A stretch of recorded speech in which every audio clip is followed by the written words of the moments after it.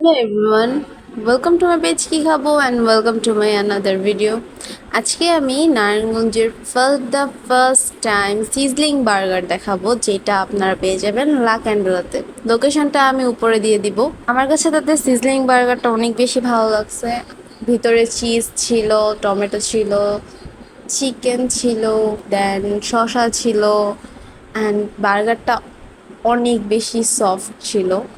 আমি যেহেতু টমেটো খাই না, সো টমেটোটা আমি ফেলে দিচ্ছিলাম। অ্যান্ড তারপর তাদের বার্গারটা মুখে নিয়ে আমার কাছে এত ইয়াম্মি লেগেছে।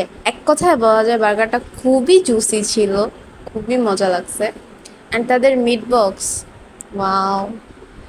নারায়ণগঞ্জের অনেক মিট বক্সই খাওয়া হয়েছে, বাট ম্যাক্সিমাম জায়গায় ফ্রেঞ্চ ফ্রাই দিয়ে ভরা থাকে। অ্যান্ড তাদের মিট বক্সে জাস্ট চিকেন অ্যান্ড সসেজ পাবেন আপনারা, আর কিছু আলু ওয়েজেসের মতো করে কেটে তারা ফ্রাই করে দিয়েছে, যেটা খেতে অনেক বেশি মজা লাগতেছিল।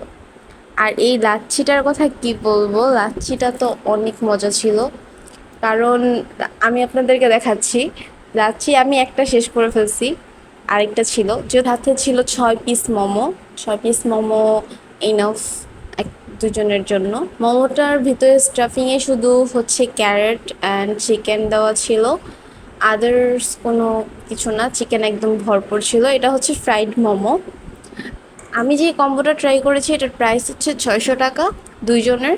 সো স্টুডেন্ট বাজেটের এটা খুব ভালো একটা কম্বো। যারা স্টুডেন্ট আছে তারা অবশ্যই চাইলে ট্রাই করতে পারে। So thanks for watching this video and আল্লাহ হাফেজ। সবাই ভালো থাকবেন। টাটা।